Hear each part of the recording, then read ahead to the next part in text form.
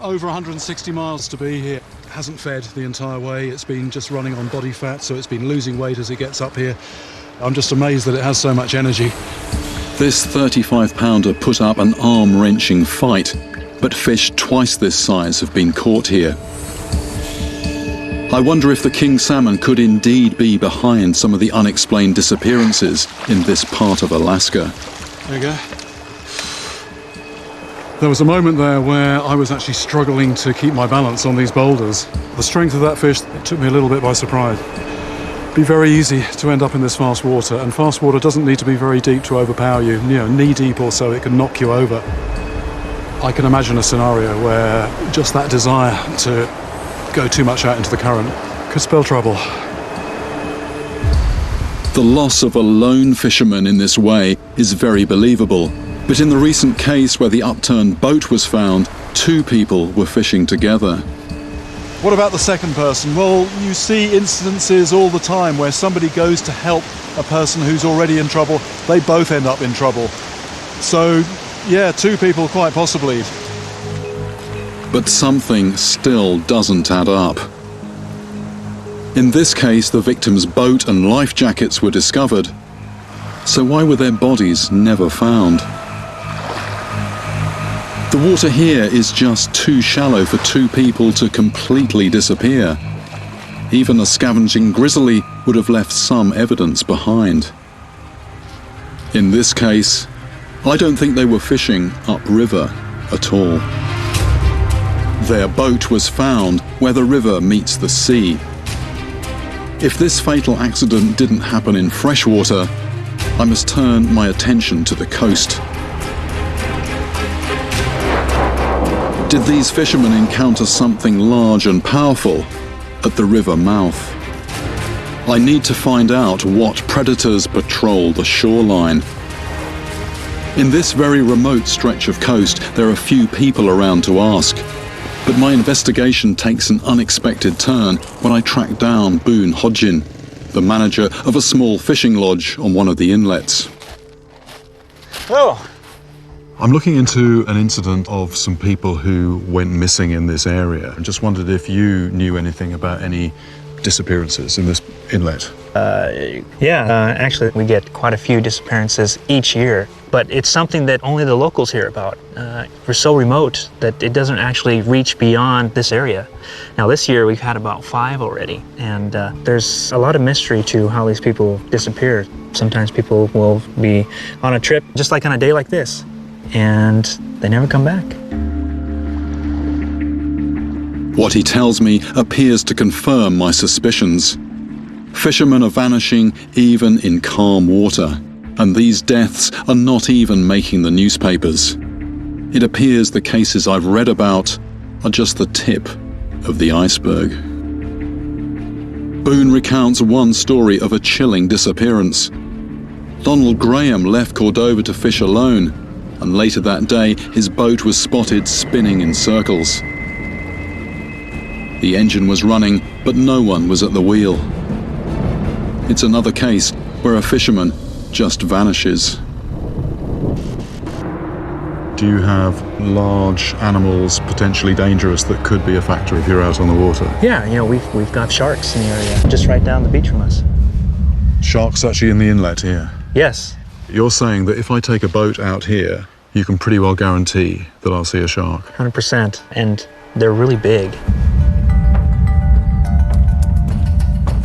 These cold northern waters are not the usual shark hunting grounds, but it seems this coast is visited by a relative of the great white. Salmon sharks can grow as big as the fearsome bull shark, and there are unconfirmed reports of them reaching over 14 feet. I'm on the water for less than 10 minutes when dorsal fins start circling close to our boat. That is unmistakably a shark fin. This is very interesting. Once you see one shark here, you just start seeing them everywhere. They're actually quite discreet. You just see a few inches of fin cutting the surface. The thing that we don't know is that just the tip of the iceberg. Are there many more down below? But definitely just from the ones that I can see, if you were to fall in the water here, you would not be very far from a shark.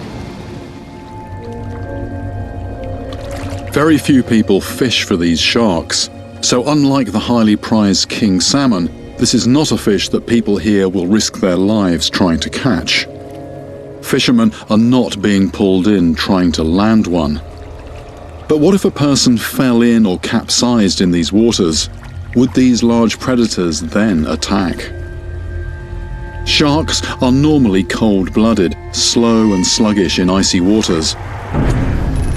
But salmon sharks are very different. These killers are warm-blooded. They have a clever heat exchange system that effectively traps heat in the fine blood vessels in the shark's core, thereby preventing heat loss to the surrounding water. This ensures that their muscles, eyes, and brain are powered by blood up to 70 degrees warmer than the water around them.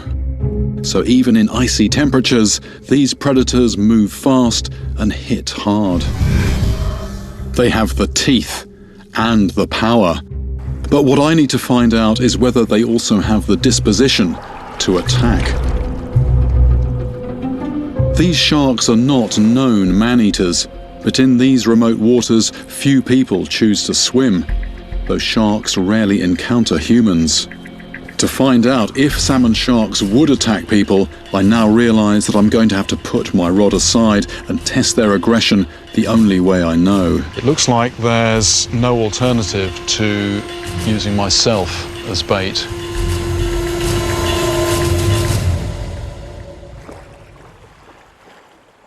The next morning, I returned to where we saw sharks circling at the surface. This time I'm ready to face them underwater. I can't see the whole animal, even with Polaroids. All I see is the fin. It looks quite big. What I want to find out is how that is going to react to a person in the water. This is something that people don't make a habit of doing, getting in the water when there's shark fins cutting the surface. So, we're going to be very careful. I'm going to have a safety diver. The boat is going to be close. I'm very curious to see that close up, but I'm keeping my fingers crossed that its behaviour is going to stay as it is now, quite relaxed, but you never know with wild animals how they're going to react to something else actually in the water close to them. I suit up to go in, along with a safety diver and an underwater cameraman. I've dived with sharks before, and I know what warning signs to look out for. If a shark lowers its pectoral fins and arches its back, it means we need to get out quickly.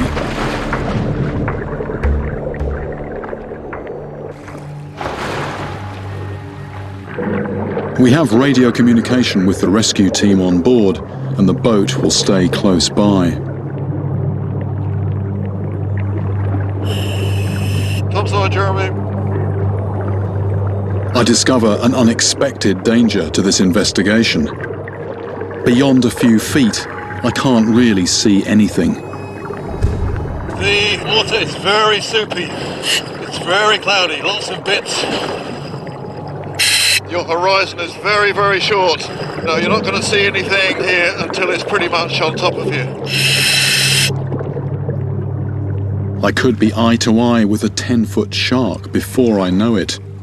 I might not be able to see any warning behavior before it's too late. We slowly move towards the fins we can see at the surface. But underwater, I'm struggling to make out any shapes at all. Out of the corner of my eye, I see the flash of a shark tail descending beneath us.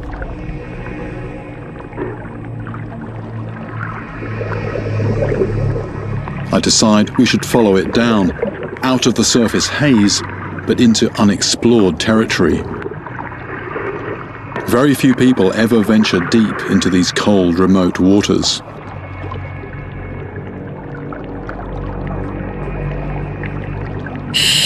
We're on the reef. It's the kind of place that is likely to attract fish and quite possibly also the sharks.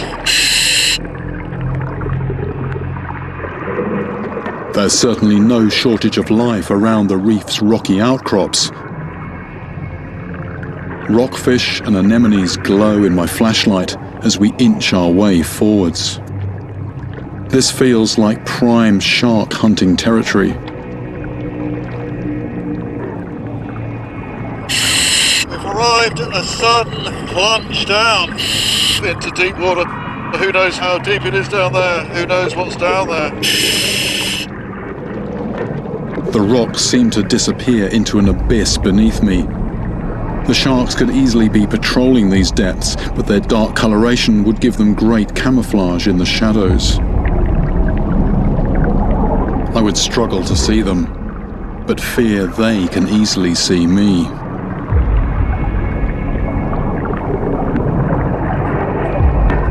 It's definitely spooky down there, but no signs of sharks, no sharks down there that we saw anyway. The fins on the surface, we can't see them under the water. We slowly make our way to the boat's anchor line and prepare to surface. It looks like our first exploration will only provide the briefest of glimpses. I'm starting to get towards the end of my air, and I have to say I'm feeling a mixture of disappointment and relief. Topside Jeremy coming up the anchor rope now. As we approach the surface, the visibility closes in once again.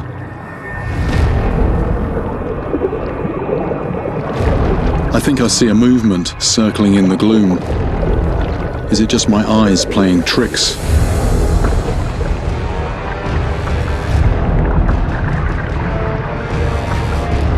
That's something, that's something. It's a shark, it's a shark.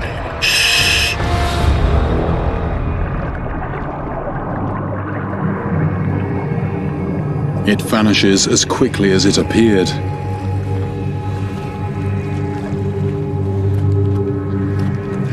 Actually had a shark swim in front of me. Just a very, very dim silhouette, but it was definitely there. Very fleeting. It's a glimpse. Hope to do better than that. The interesting thing was, they weren't, this behaviour, I don't know quite what it is, that, they definitely weren't coming in for us. If anything, they were avoiding us. There's something very strange about this slow circling behaviour at the surface. It feels like the sharks are biding their time.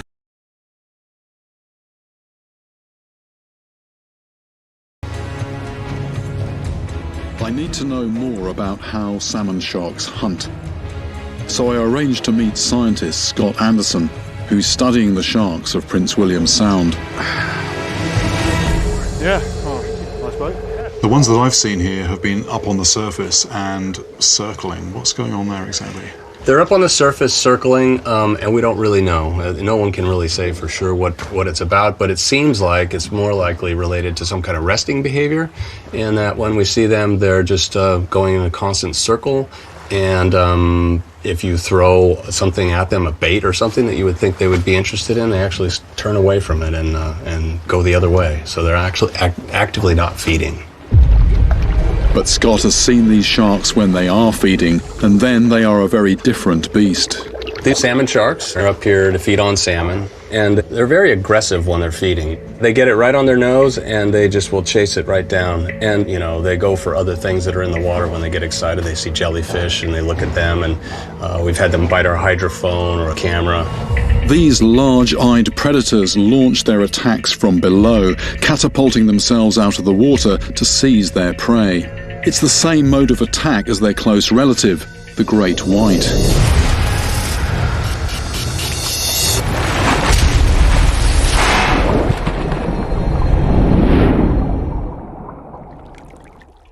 Great whites are known to mistake humans for food. Is the same true for salmon sharks? The scenario of somebody in the water struggling, what might happen? Is it possible that one of these sharks would bite a person? I don't think that would be a big problem, but there's always the chance that they could be territorial in a way that we don't understand, and somebody might give the wrong cues, and one may try to bite a person at that time. So there's the potential that they could try to bite a person, but nobody knows. It looks like I was lucky on my first dive. The sharks nearby were not on the hunt. But I now need to find out what happens if someone is in the water when these sharks are in their very aggressive feeding mode.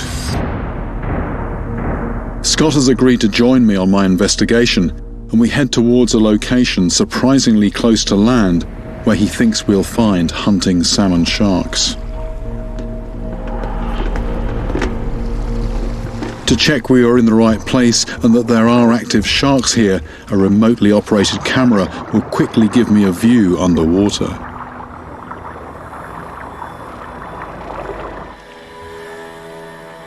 Big jellyfish. Oh! There's a shark right through the screen. Right, where's that gone? Where's that gone? Here, there it is, there it is. It's circling. Circling. Is it my imagination, or is that actually quite inquisitive? That's inquisitive, that's coming, that is inquisitive. I'm beginning to wonder whether getting in again is the best idea. Right, there's the bottom there, it's quite close to the bottom of that. Oh! That wasn't this sort of sleepy circling behaviour that we've been seeing on the surface. That looked much more purposeful, and that looked like it was definitely investigating. The sharks are clearly very curious. Now to test their behaviour in their most aggressive state. We need to get them into their feeding mode by putting bait in the water. We are seeing if we can get the sharks interested in herring. We're not using hooks though, we're just clipping them on. If these sharks go for the bait, this will set us up to replicate the scenario I'm interested in testing.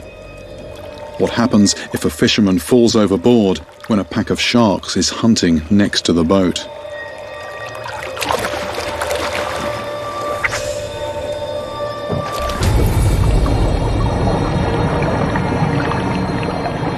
I'll just pull it.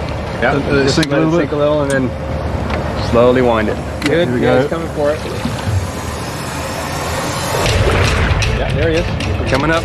He's following it. My goal is not to catch a shark, but to switch on their hunting mode. So I think what I'll do in a sec is actually give you the rod, and if you can keep them interested, All right. I'll go and suit up. Okay, good deal. All right.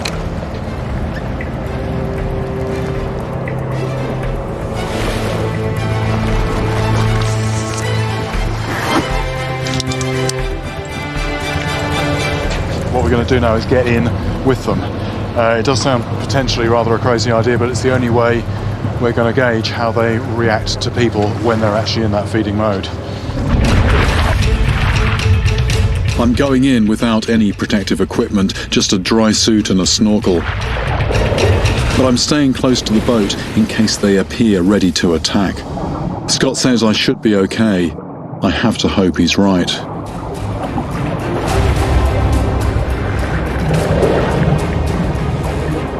Now I'm in the water, I suddenly feel incredibly vulnerable. More and more sharks emerge from the gloom, chasing the bait with spectacular agility and speed.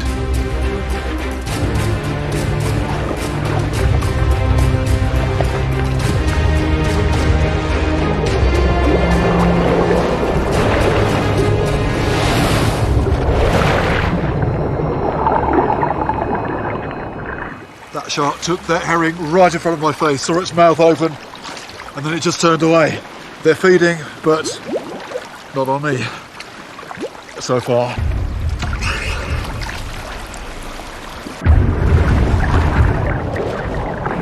Then the sharks close in, and I'm surrounded. They're striking at herrings only a few feet away.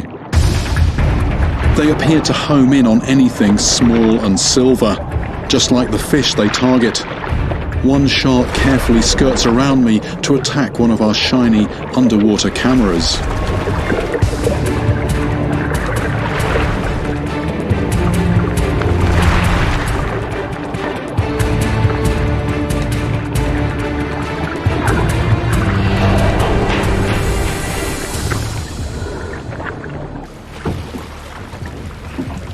Very, very close feeding action there.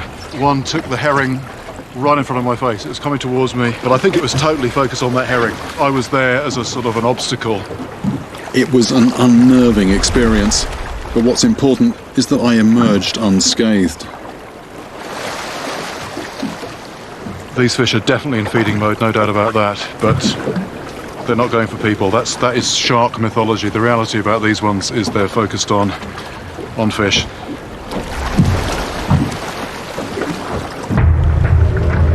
When shark attacks do happen, it's very often a case of mistaken identity. Here, these large-eyed visual predators could easily tell me apart from their target prey, and they avoided any contact. As soon as you hear the word shark, it's the normal human tendency to cast them as the villain. But having tested this assumption as thoroughly as I possibly could, I'm forced to the conclusion that these sharks here pose no threat to people.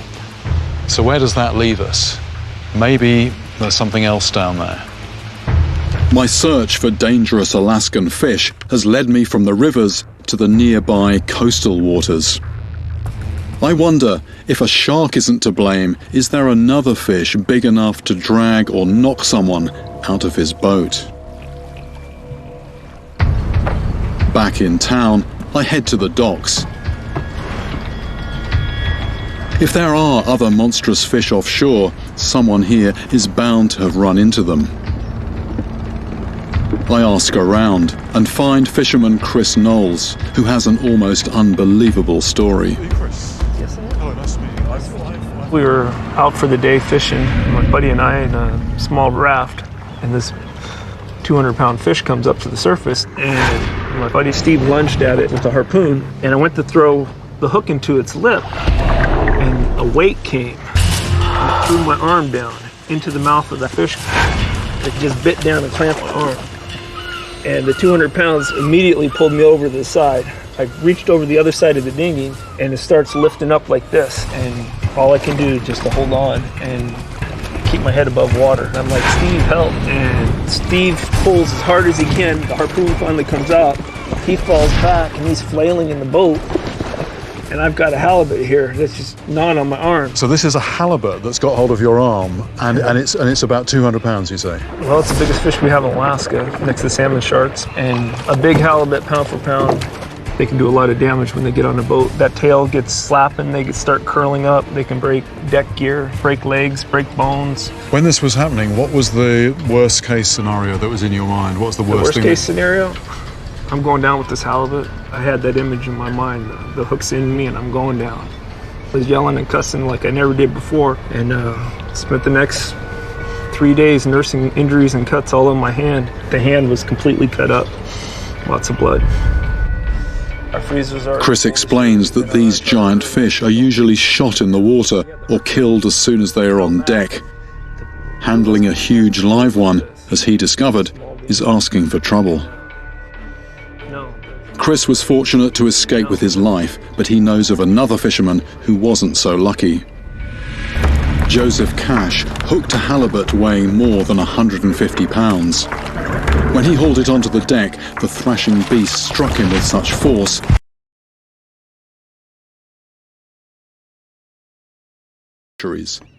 But if this fish really poses such a deadly threat to fishermen in small boats, how were they caught before modern vessels were used? To find out, I arranged to meet commercial fisherman and native Alaskan, June Lankard. Halibut fishing is really dangerous, it's really hard work, and so traditionally fishermen would really have to design their gear to catch smaller fish. In the old days, our canoes were, at best maybe 20 feet, and if you landed a big halibut, it could flip that boat over or wrap you up in the line. Anything could happen. June shows me a traditional hook, and its unusual construction is revealing. So this is designed specifically to avoid the bigger halibut, partly because of how dangerous they can be if you're on a small boat. Right. Depending on the size of your hook and the space between the hook and this bridge right here would determine what size of fish could actually get their mouth around that hook. So basically a fish with a big mouth, a big thick jaw, just physically won't get it past that gap, so won't get impaled on the point. Right. I have to say, I don't think I've ever seen a hook before that's actually designed to avoid hooking big fish. I mean, it is very ingenious. Sure, but if you went out there without knowing all these things, and if you landed a big halibut, in some cases, they could be fatal. When I arrived here, I was unsure where to look for a possible killer. Though halibut are marine predators, they do come right inshore, literally to the river mouths. so anyone fishing here runs the risk of encountering one of these monsters. So it appears that there are fish here that could potentially cause fatal incidents. And what's interesting is that these fish are very unlikely villains. We're not talking about the cold water sharks, but giant halibut. And I have to say, this is definitely a fish that I need to encounter for myself. The largest Pacific halibut ever caught was just under 500 pounds. That's nearly 3 times what I weigh. And they're voracious predators. Salmon, squid, seagulls, and even seals have been found in their stomachs. If you're in a small boat and you hook one of these giant flatfish, it's possibly not the halibut that's going to end up as dinner.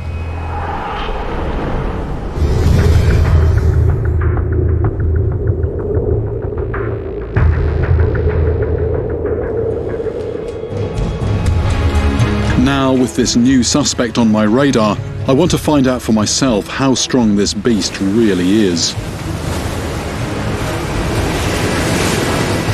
There's a known halibut spot that we're going to, and what I'm trying to do is prepare myself mentally for catching this fish. The other thing that's on my mind is that big ones, people around here, they don't try and get them in the boat intact and then return them. If they bring them in the boat, they're going to kill them. They're either going to shoot them in the water, they're going to club them, they're going to harpoon them, gaff them. I don't want to do any of that, but that is introducing a whole new layer of challenge. How to get a close look at a big fish without injuring it or me is not really something that anybody's particularly tried to do before. So it's definitely going to be a very challenging day. Fishermen here just don't tangle with large live halibut, but I want to get a good look at this creature and then put it back alive.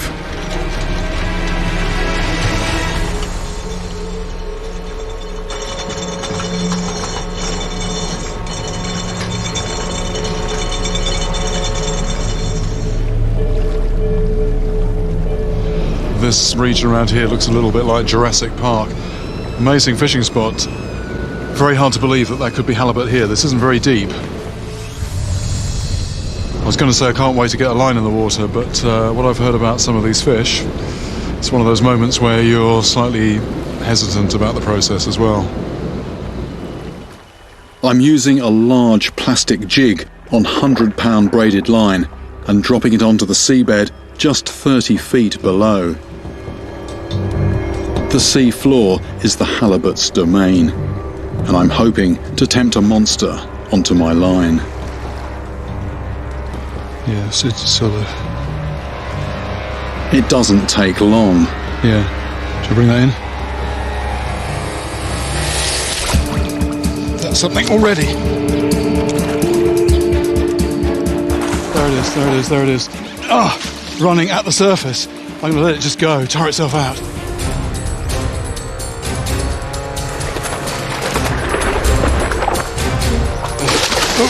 Off it goes again.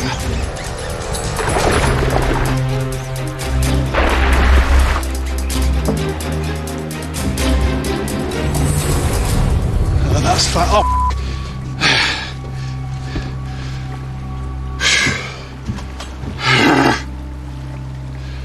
So whatever that was has escaped. It felt like it was a good-sized fish. I reset and hope I haven't let the big one slip away. That's something on there. This is not big, but it's something on there. It's not what I'm looking for. It's a rockfish, one of the creatures I first saw when I was looking for sharks underwater. China rockfish. A lot of fish showing up on the sonar, so this was mid-water. Took the flashy jig on the way down. They are some of the longest living fish in these waters, reportedly reaching over 120 years old. I want to quickly get this one back into these shallow waters. I reset, and once again, after only a few minutes, I pull an unexpected but very curious creature up to the surface. Just This is a lingcod. It's not a type of ling or even a cod, but actually a greenling. It looks a little bit similar to the snakehead I was after in Thailand. Very, very sharp teeth in there. And just like the snakehead, it's a voracious hunter. What an impressive looking beast. Predator soup down there. These smaller predators all attack the lure with a similar bite. But when I feel a much more savage pull on the line, It's a knot. That's a knot. I know that a halibut has taken the bait. Oh, here we go. It's off. Off. The second it hits the bait, the fish takes off with a turn of speed that catches me off guard. That turned into quite a powerful dive. I'm getting a very disconcerting and characteristic knocking on the rod. The way these fish swim, it's sort of up and down. It's up and down movement. Bringing this fish in is going to be an almighty struggle. I can see it.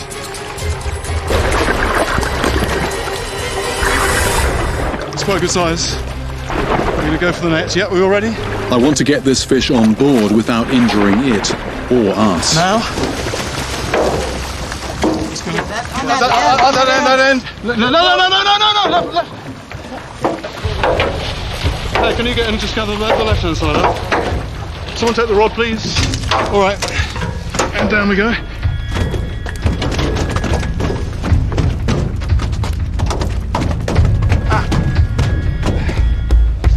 Right. It seems calm now. Should we go for it? Okay, good. It's really green. Yep. Dorsal fins there, good. Okay. This is a big halibut. This is 120 odd pounds. Heavy to lift, heavy to bring in. And having seen this thing thrash on the surface, I can absolutely believe those stories of when they kick off in a boat, damaging people. We tend to think of flatfish as just food for us, but this is absolutely way up the food chain. This is a predator, and if you're in any doubt of that, just look at the size of the mouth and the teeth there. That will just engulf and then clamp down. Its large tail and powerful musculature give it explosive acceleration. It is under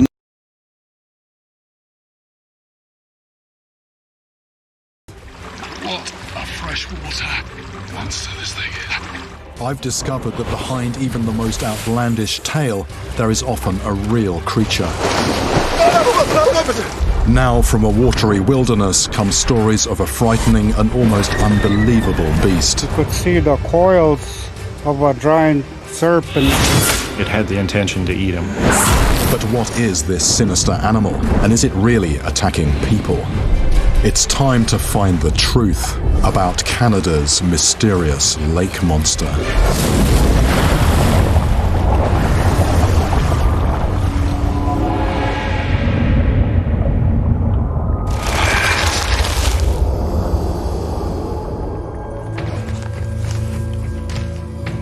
I've investigated legends of lake monsters from all around the world.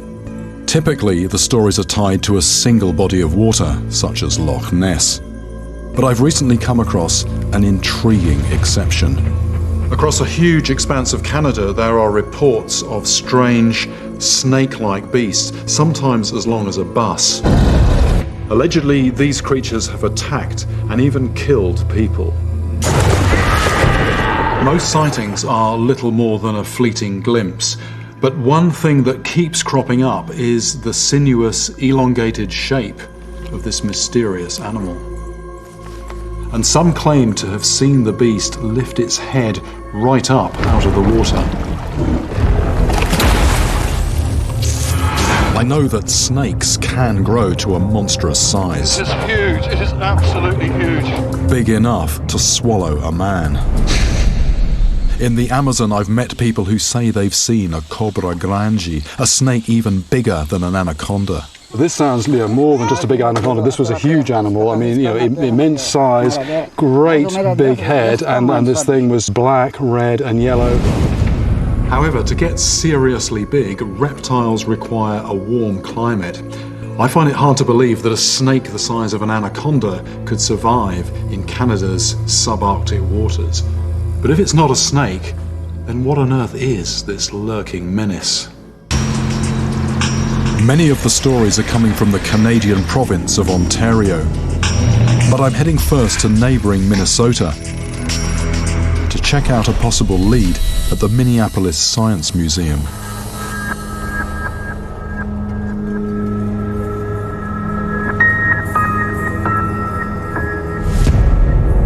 This is the skeleton of a prehistoric whale.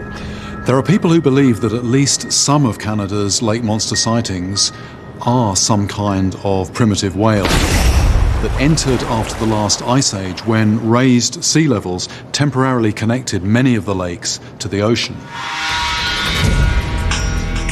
With their elongated bodies and tapering tails, certain prehistoric whales were so snake-like that even scientists mistook them for reptiles. But for me, the whale theory has a fatal flaw.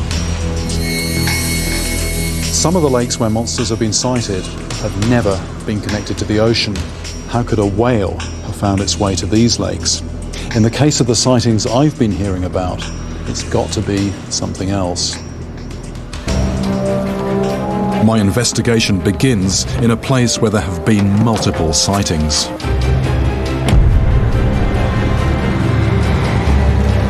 Eagle Lake lies deep in Canada's wilderness. The best way to get there is by air. Incredibly, the province of Ontario holds more than a third of the world's fresh water. Eagle Lake alone covers an area more than 4 times the size of Manhattan. These valleys were carved out by the glaciers which once smothered this region. When the glaciers retreated, they left behind thousands of deep icy lakes, plenty of space to hide a monster. There's something about this water world, however, that means I have to rule out another possible suspect. A giant that I've encountered before. There's the fish, there it is. There we go. This is probably the biggest freshwater fish I've caught. About 300 pounds, this one. A real monstrous fish. White sturgeon can grow to 20 feet long, and they are known to swim up rivers. However, there's a problem with the sturgeon theory. These are landlocked lakes, and sturgeon are migratory fish that are only found in waterways connected with the Pacific Ocean. If the stories I've heard are true, then these waters must be harbouring some other large and dangerous beast.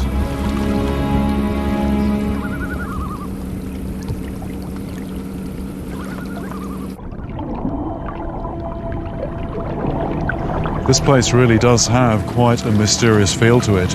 We tend to think of lakes as large, open expanses of water, but this lake is anything but. And we've now entered this creek that is just winding away as far as I can see, and this connects to another open area, and it's very easy here to lose your sense of direction. You know, it's a bit of a maze, a bit of a labyrinth.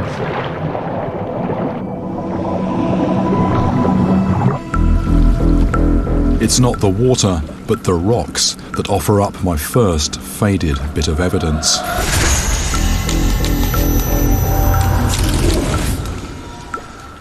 Just come across these rock paintings on this cliff face. This one here, clearly a person holding what looks like a spear in one hand. There's what looks like a turtle here. And I'm guessing these are pretty old. These images could be thousands of years old, and among them there's one that catches my eye. This one here, well, you know, it's open to interpretation, but it doesn't take a lot of imagination to see that as something snake-like. Maybe that is the water serpent.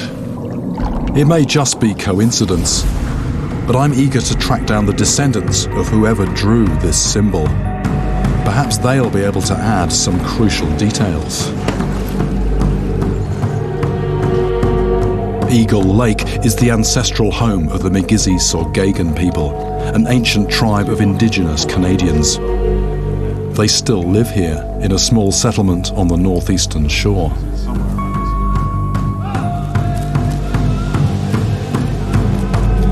I need to tread carefully though. I've been told they may be reluctant to speak to outsiders about unusual sightings. But tribal elder Robert Kelly is willing to talk. That serpent, it does exist. Do you have a name for it? Our people say Kchiginevik. Stories of this beast have been passed down through generations. Guys, their elders, even my parents, have talked about the great serpent.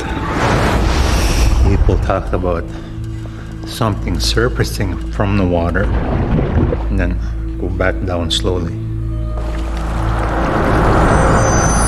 Do people say anything else about the way that it looks? Is any details at all? The ones that they have seen in the water were dark, almost black. It sounds a bit like a supersized eel, but anything that's as big as people are saying is going to need a good supply of food. I'm curious to start finding out what's actually living in this deep, cold lake. Unlike a lot of the water that I fish, you've got quite amazing clarity here, so the chances are any predators here very much use the sense of sight.